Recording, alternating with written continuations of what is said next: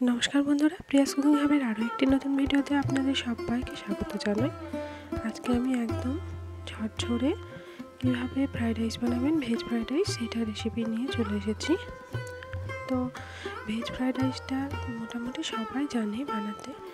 আমি কিভাবে বানাই সেটা আপনারা প্লিজ একটা লাইক দিয়ে দেখা শুরু করে দিন।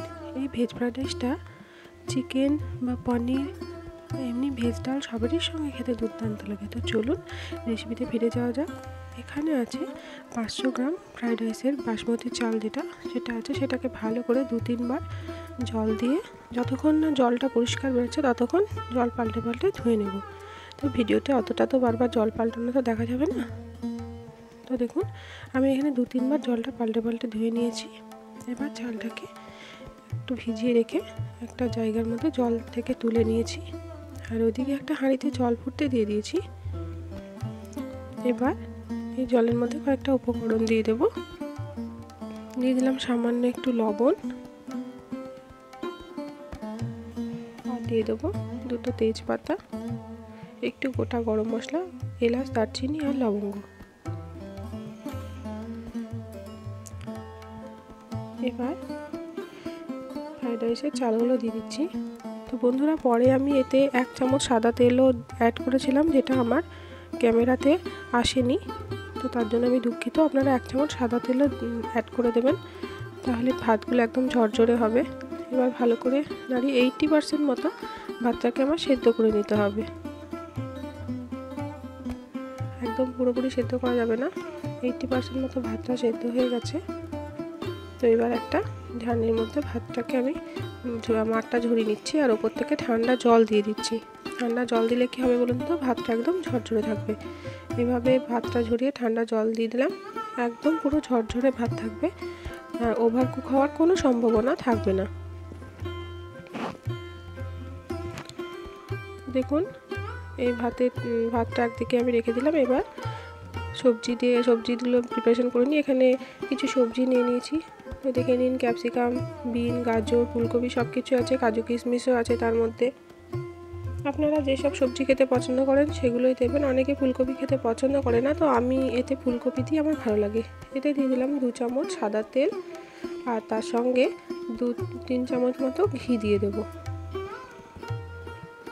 আমি একদম ছোটো চামচের 2 চামচ ঘি দিলাম। আপনারা ঘিয়ের পরিমাণটা বাড়িয়ে কমিয়ে নিতে পারেন, যে যেমন খেতে পছন্দ করেন, পুরোটা ঘিও করতে পারেন।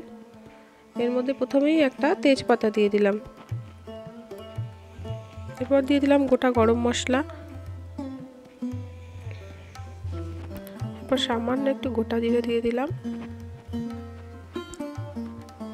ফোড়নের মিষ্টি গন্ধটা যখন বেরিয়ে যাবে তখন কাজু আর কিশমিশটাকে ভালো করে ভেজে আমি তুলে নেব। তো কাজু কিশমিশটাকে দেখুন এখানে ভালো করে ভেজে নিচ্ছি। আমি আমার মতো করে পদ্ধতিটা শেয়ার করেছি, আপনারা প্লিজ ভিডিওটাকে স্কিপ করে দেখবেন না। তো দেখুন কাজু কিশমিশটাকে ভেজে তুলে নিলাম। এবার একটা একটা করে সবজিগুলোকে ভেজে নেব। প্রথমে গাজরটা দিয়ে দিলাম,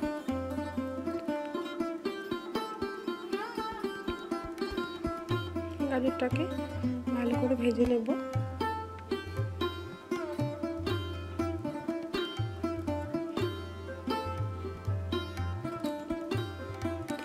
আপনারা যদি ভেজ না করেন তো চাইলে এখানে একটা ডিমকেও পুরো ভুজিয়া করে রেখে দিতে পারেন। ফ্রাইড রাইসের মধ্যে ডিমের ভুজিয়াটা দিলেও ভালো লাগে খেতে, কিন্তু আমি যেহেতু সম্পূর্ণ নিরামিষ বানাচ্ছি তাই আজকে আর ডিম দিলাম না। এরপর ফুলকপিটাও দিয়ে দেব।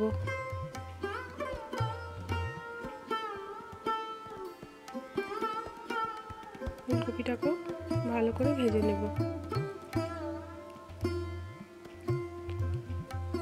এই ভেজ ফ্রাইড রাইস বানানো ভীষণ সহজ বন্ধুরা, এমন বেশি কিছু লাগে না। তো আপনারা রেসিপিটা দেখলেই বুঝতে পারবেন কত সহজ পদ্ধতিতে আমি এই ভেজ ফ্রাইড রাইসটা বানিয়েছি। এদিকে বিনস আর ক্যাপসিকাম দুটোই একসঙ্গে আমি এর মধ্যে দিয়ে দিলাম। আপনারা চাইলে আলাদা আলাদা করে ভেজেও তুলে রাখতে পারেন।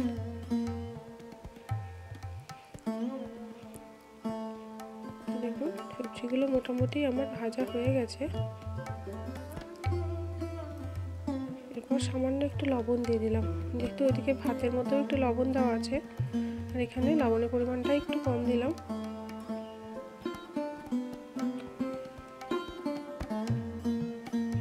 এরপর কাজু কিশমিশটাও এর মধ্যে দিয়ে দিলাম।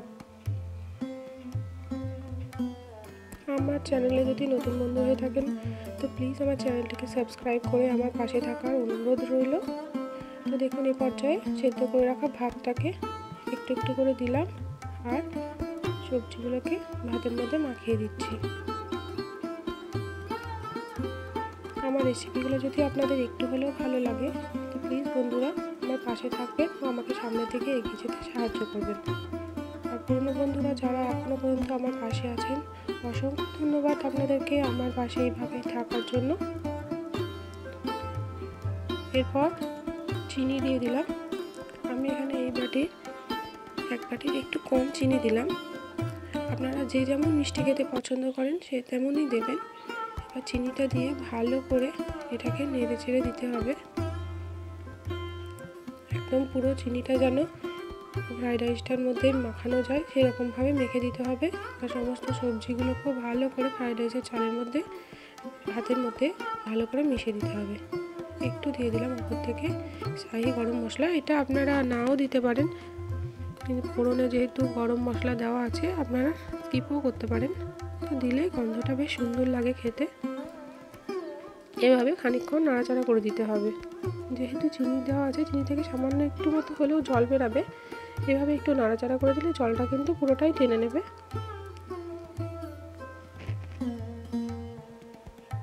আমার এখানে রেসিপিটা প্রায় হয়ে এসেছে।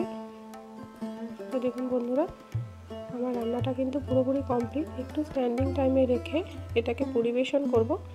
একদম কিন্তু ঝরঝরে পারফেক্ট ভেজ ফ্রাইড রাইস আমার তৈরি। যদি বন্ধুরা ভালো লাগে সুন্দর সুন্দর কমেন্ট করে আমাকে উৎসাহিত করবেন। আপনাদের সুন্দর সুন্দর কমেন্টে কিন্তু আমি রান্নার উৎসাহ পাই। এতক্ষণ ধরে ধৈর্য সহকারে আমার ভিডিওটি দেখার জন্য আপনাদেরকে অসংখ্য ধন্যবাদ।